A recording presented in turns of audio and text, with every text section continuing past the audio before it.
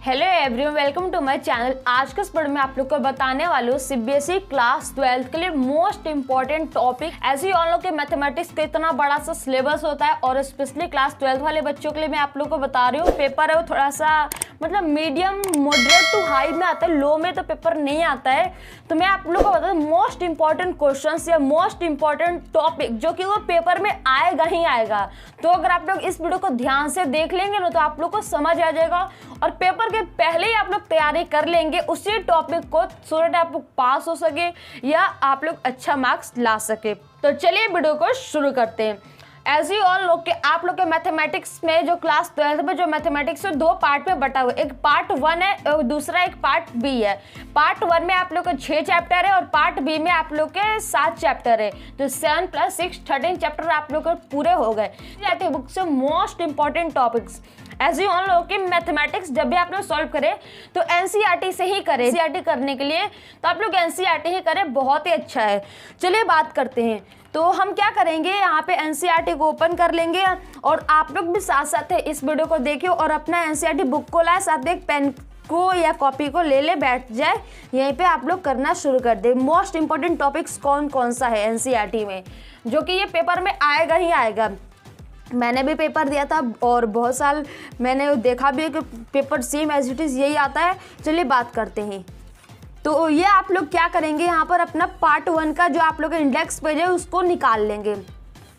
निकाल लिया, I hope कि आप लोगों ने निकाल लिया होगा। और अब हम क्या करेंगे, ये आप लोग का 6 चैप्टर है, 4 यहाँ पर 2 पीछे है। तो आप लोग का पहला चैप्टर रहता है रिलेशन एंड फंक्शन। अब रिलेशन एंड फंक्शन आप लोग का नया चैप्टर है और ऐसे भी क्लास 12 में थोड़ा नया नया चैप्टर ही आ जाता है। बट ये अगर आप लोगों ने क्लास 11 में थोड़ा सा पढ़ा है तो क्लास 12 में आप लोगों को नया नहीं लगने वाला है, मतलब आप लोग को थोड़ा सा सिमिलरिटी लगने वाला है। आप लोग क्या करेंगे, रिलेशन एंड फंक्शन में आप लोग पहले अपना सिलेबस देखेंगे। अगर आप लोग का सिलेबस में बाइनरी ऑपरेशन है तो ये इंपॉर्टेंट है, अगर बाइनरी ऑपरेशन नहीं है तो ये इंपॉर्टेंट नहीं है। इसके बाद टाइप्स ऑफ फंक्शन, ये बहुत ही ज़्यादा आता है, बार बार आता है। मैं बोलूँ तो बार बार आप लोग को दे देंगे, यहाँ पर 2 ये सर्कल बना देंगे और यहाँ पर फंक्शन बता देंगे कौन कौन सा फंक्शन है, या फंक्शन को प्रूफ करने के लिए आप लोग को बता देंगे। तो आप लोग रिलेशन एंड फंक्शन में मोस्ट इंपॉर्टेंट टॉपिक में आप लोग को क्या करना है, टाइप्स ऑफ फंक्शंस को सिलेक्ट कर लेना है। और अगर आप लोग का बाइनरी ऑपरेशंस है तो इसको सिलेक्ट कर लीजिएगा, अदरवाइज ये नहीं आता है, ज़्यादा नहीं पूछा जाता है। इनवर्स ट्रिग्नोमेट्रिक फंक्शन में इसमें तो एक ही इंपॉर्टेंट है जो कि हमारा properties of inverse trigonometric function, उसका जितना भी प्रॉपर्टी है उस हिसाब से आप लोग को आएगा तो आसानी से कर सकते हैं। बेसिक वाला ज़्यादा कोई नहीं पूछता, बेसिक वाला तो बेसिक ही होता है ना।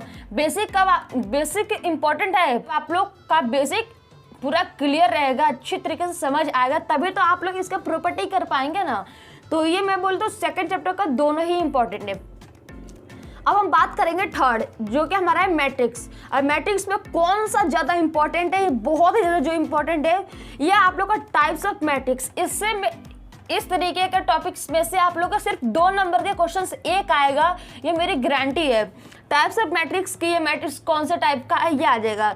उसके बाद आप लोग क्या करेंगे, नीचे आप लोग ये आप लोग का आ गया 3.5 ट्रांसपोज ऑफ अ मैट्रिक्स। ये बहुत ही इंपॉर्टेंट टॉपिक है।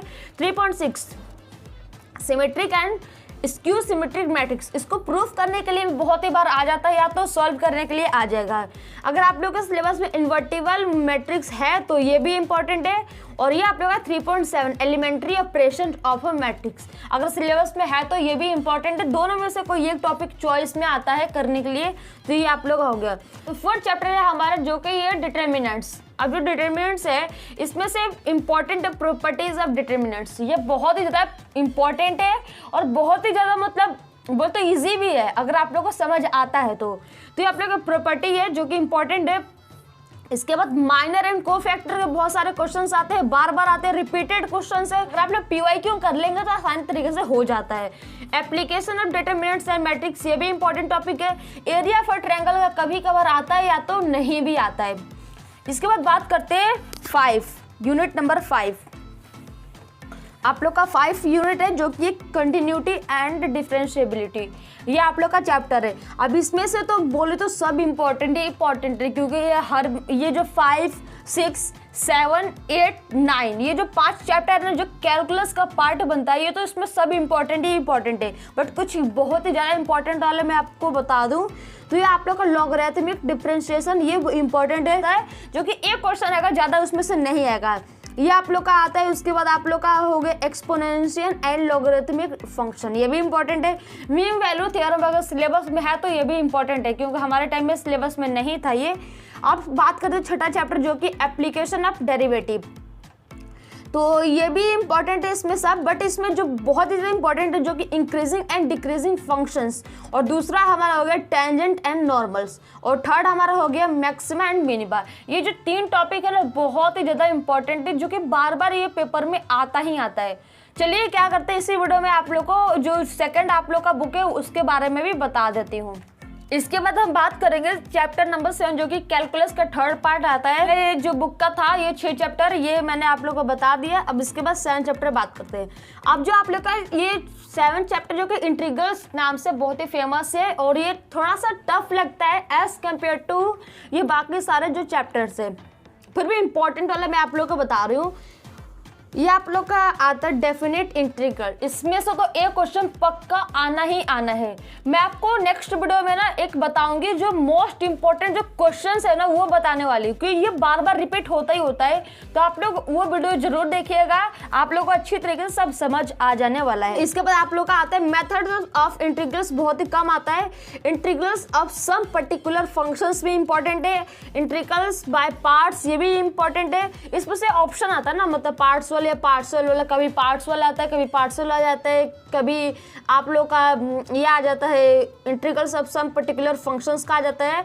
But some properties of definite integrals ये इंपॉर्टेंट है, और ये फंडामेंटल थ्योरम ऑफ कैलकुलस, ये ज़्यादा नहीं आता है, ये बहुत बार सिलेबस में भी हट गया है।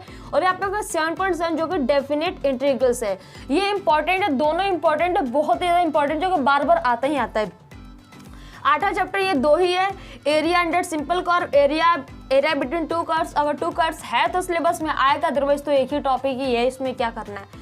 9 में बात करते हैं, आप लोग यहाँ पर देख सकते हैं general and particular solution of a differential equation, ये बहुत ही इंपॉर्टेंट टॉपिक जो बार बार सिलेबस में आता ही आता है। उसके बाद आप लोग यहाँ पर देख सकते हैं formation of a differential equation whose general solution is given, ये भी कभी कभार आ जाता है। ये method of solving first order, ये आता है एमसीक्यू में आता है अधिकतर, या एक है जो 2 नंबर का जो क्वेश्चन होता है ना उसमें आते हैं, बड़े में नहीं आते। वेक्टर अलजेब्रा में आप लोग का आता है, यहाँ पर बैक साइड में जाएंगे,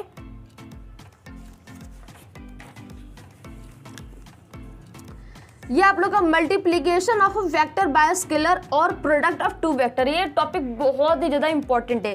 इसके बाद चैप्टर नंबर 11 के बारे में बात करते हैं। एंगल बिटवीन 2 कर्व इंपॉर्टेंट है, आप लोग का प्लेन अगर है तो मोस्ट इंपॉर्टेंट टॉपिक है। और उसके बाद आप लोग का angle between line of plane अगर है तो इंपॉर्टेंट है, अदरवाइज नहीं। उसके बाद आप लोग ऊपर वाला देख सकते, आप लोग ऊपर 11.2 देख सकते हैं, direction cosine and direction ratio of line. अब ये ना लंबे में नहीं आता है, 2 या 1 नंबर का जो क्वेश्चन है उसमें आ जाता है। चैप्टर नंबर 12 के बारे में बात करते हैं। अगर ये दोनों ही इंपॉर्टेंट है, ये कोई भी है, इसमें तो एक सिंपल सा फॉर्मेट ही बना रहता है कि किस तरीके से होता है, बस वही आप लोग कर सकते हैं। चैप्टर नंबर 13 में बात करते हैं बेस थ्योरम, इंपॉर्टेंट मैं बोलूँ तो इतना इंपॉर्टेंट है, हर बार ये फिक्स जो क्वेश्चन आएगा ही आएगा। इसके बाद इंडिपेंडेंट इवेंट्स ये उतना नहीं आता। इसके बाद आप लोग का मल्टीप्लिकेशन थ्योरम ऑन प्रोबेबिलिटी, ये भी बहुत इंपॉर्टेंट है। उसके बाद आप लोग का नीचे वाला है आप लोग का Bernoulli trials and binomial distribution, ये इंपॉर्टेंट है जो कि बार बार टॉपिक आ जाता है। आई होप कि आप लोग को अच्छी तरीके से समझ आ गया होगा। मैंने इस वीडियो में दोनों का ही बता दिया, तो अगर आप लोग को कोई भी क्वेरी हो तो नीचे कमेंट में जरूर बताइएगा, आप लोग को जल्द से जल्द रिप्लाई मिल जाएगा। तो चलिए मिलते हैं एक और वीडियो के साथ। Thank you so much for watching this video.